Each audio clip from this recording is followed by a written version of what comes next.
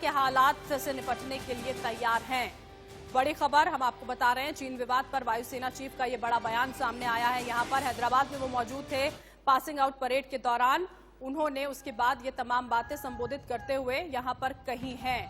बड़ी खबर इस वक्त की हम आपको बता रहे हैं। उन्होंने कहा, हालांकि एक तसल्ली भी देते हुए वो यहां पर नजर आए अपने बयान में कि अगर बहुत ज्यादा स्थिति गंभीर होती तो शायद मैं आपको यहां पर नहीं मिलता, लेकिन ये बात उन्होंने स्पष्ट कर दी कि शहादत बेकार नहीं जाएगी।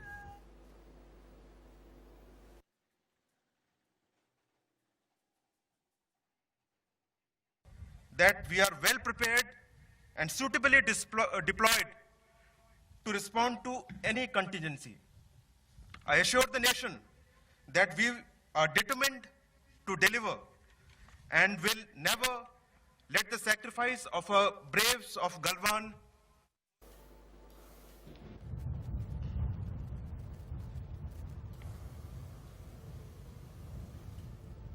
वायुसेना प्रमुख को यहां पर आप सुन रहे थे, जवानों को जब संबोधित कर रहे थे तो ये तमाम अहम बातें उनकी ओर से कही गई। ये तस्वीरें हम दो आपको यहां पर दिखा रहे हैं हैदराबाद की, जहां पर वायुसेना अकादमी में पासिंग आउट परेड हुई थी और उसके बाद ये मुख्य बातें यहां पर आरकेएस भदौरिया की ओर से कही गई हैं। चीन को एक तरह से दो टूक उन्होंने कह दिया कि किसी खुशफहमी में वो यहां पर ना रहे, ये 62 का भारत नहीं है, पूरी तरह से तैयार हैं हम।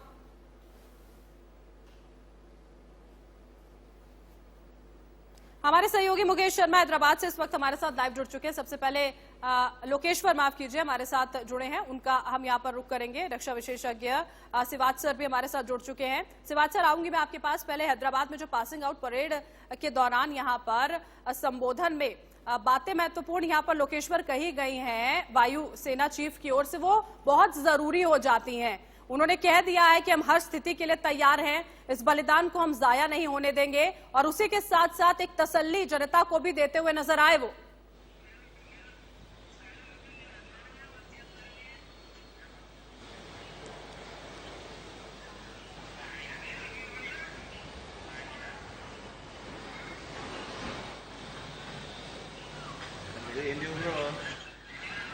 लोकेश्वर, आवाज मेरी आप तक पहुंच पा रही है? यस, वायु चाइना चीफ को कहना है कि चाइना को कड़ी जवाब देने के लिए हमारा मिलिट्री और एयरफोर्स पूरी तैयार है। वो यदि तेलंगाना का लोग कर्नल संतोष बाबू का देहांत का बाद बहुत गंभीर वातावरण चल रहा है पूरा हैदराबाद में, तेलंगाना में। यह टाइम पे वो पासिंग आउट परेड में वायुसेना चीफ कहना है कि ये completely prepared, the sacrifices will not go waste. They are ready to give befitting reply to China. That's what he has said that, and the Air Force is completely prepared to attack China. It is not time for going back. बिल्कुल लोकेश्वर, बने रहिएगा आप हमारे साथ। आगे भी मैं आपसे बातचीत यहाँ पर जारी रखूंगी। रक्षा विशेषज्ञ के सिवाच सर हमारे साथ जुड़े हुए हैं। सिवाच सर, ये बातें बार बार दोहराई जा रही हैं, चीन को दो टूक लगातार यहाँ पर कही जा भी रही है, लेकिन इन तमाम बातों का और उसी के साथ साथ उस अंतर्राष्ट्रीय दबाव का क्या असर आप देख पा रहे हैं चाइना के ऊपर? क्योंकि अपनी सैन्य ताकत तो लगातार वो यहाँ पर सीमा पर बढ़ाता ही जा रहा है। कोई दौर आए नहीं, चीन के ऊपर भरोसा कभी नहीं करना चाहिए। तो चीन एक ऐसा देश है जो एक प्रकार से एग्रीमेंट और ट्रीटी करता है, उसको भी नकारा कर देता है जब उसको सूट करता है।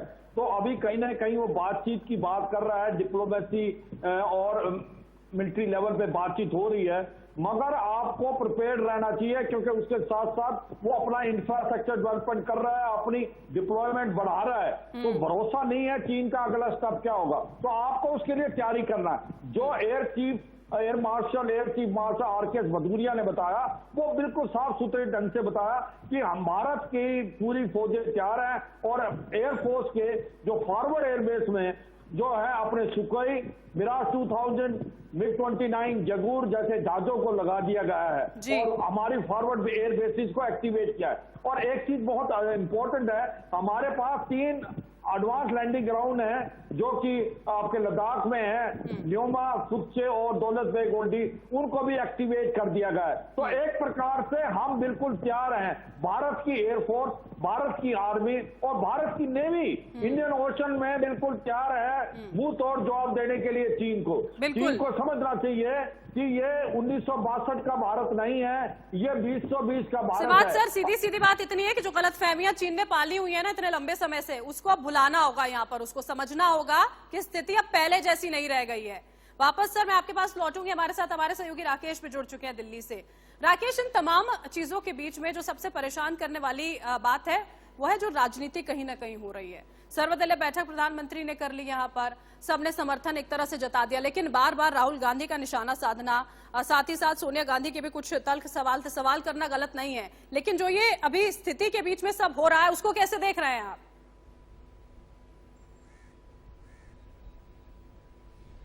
देखिए, जहां भारत ने 20 सैनिकों को जो है खो दिया है, शहीद हुए हैं भारतीय सैनिक, और ऐसे में जिस तरह से इस पर राजनीति की जा रही है उससे कतई उचित नहीं ठहरा जा सकता।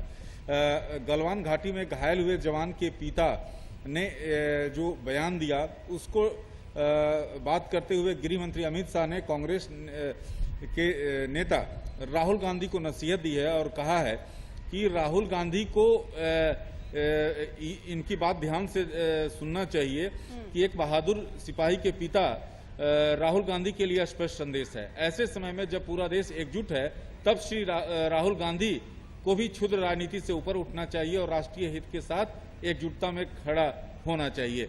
लेकिन सबसे महत्वपूर्ण बात यह है कि ऐसे समय में जबकि LAC पर चीन के साथ पूरी तौर पर तनाव है और राहुल गांधी को जिस तरह से ट्वीट कर रहे हैं, आप राजनीति करना है आप राजनीति कर सकते हैं, लेकिन इस समय राजनीति करना कतई उचित नहीं ठहराया जा सकता है, जबकि पूरा देश जिस तरह से आप देख रहे हैं एक साथ खड़ा हुआ है और एकजुटता की बात बार बार तमाम राजनीतिक पार्टियां कर भी रही हैं, लेकिन उसके बाद जब इस तरह की बयानबाजी और तमाम बातें सामने आती हैं तो कहीं ना कहीं सवाल जरूर राकेश खड़े हो जाते हैं। बने रहिएगा साथ राकेश। सिवाच सर, अलग अलग दबाव की बात यहां पर करी जा रही है। अमेरिकी जो विदेश मंत्री हैं माइक पॉम्पियो, उन्होंने यहां पर निशाना साधा है अब एक बारी जो चाइनीज सेना है उस पर भी, वहां की राजनीति पर भी, वहां की सरकार पर भी। ये जो तमाम दबाव है और जो निर्भरता चीन पर है उसको लेकर कितनी जल्दी कदम उठाने की अब पूरी दुनिया को जरूरत है, क्योंकि चीन ये समझता है कि न जाने कितने ऐसे देश हैं जो भले ही दबी आवाज में ही सही उसके खिलाफ जरूर खड़े हुए हैं। देखो, इसमें कोई दो राय नहीं, आज चीन अकेला पड़ गया है और चीन बिल्कुल कोई उसके साथ नहीं खड़ा हुआ। और अमेरिका के जो माइक पॉम्पियो है, मिनिस्टर ऑफ स्टेट, उन्होंने जो सेक्रेटरी ऑफ मिनिस्टर हैं, तो उन्होंने बहुत साफ कर दिया है कि चीन जो है ये हरकतें ताइवान में भी कर रहा है, हांगकांग में भी कर रहा है, और उसके बाद साउथ चाइना सी में भी अपने एक प्रकार से मिलिट्री पावर को बढ़ाने की कोशिश कर रहा है। किसी तरीके से ये तिब्बत के अंदर भी सिंगजांग, और कहीं उसको ऐसा लगा कि वर्ल्ड हेल्थ ऑर्गेनाइजेशन में अब वो अकेला पड़ गया और भारत के पास अभी प्रेसिडेंट की एक प्रकार से गवर्निंगशिप है, तो कहीं ना कहीं इनडायरेक्ट प्रेशर डालने की कोशिश कर रहा था भारत पे, क्योंकि चारों तरफ से ये घिरा हुआ है और इस टाइम ये डाइवर्ट करना चाहता था। बिल्कुल सिवाच सर, जो चौतरफा दबाव कहीं ना कहीं चाइना के ऊपर है उसकी खींच यहाँ पर निकालता हुआ वो नजर आ रहा है, लेकिन मुंह तोड़ जवाब, माकूल जवाब देने के लिए भारत जो है वो लगातार यहाँ पर प्रतिबद्ध है, तैयार है। बहुत बहुत शुक्रिया सिवाच सर, आप हमारे साथ जुड़े। राकेश, आपका भी बहुत बहुत शुक्रिया इस तमाम जानकारी को हम तक साझा करने के लिए। और लोकेश्वर भी हमारे साथ जुड़े थे। लोकेश्वर, आपका भी बहुत बहुत शुक्रिया।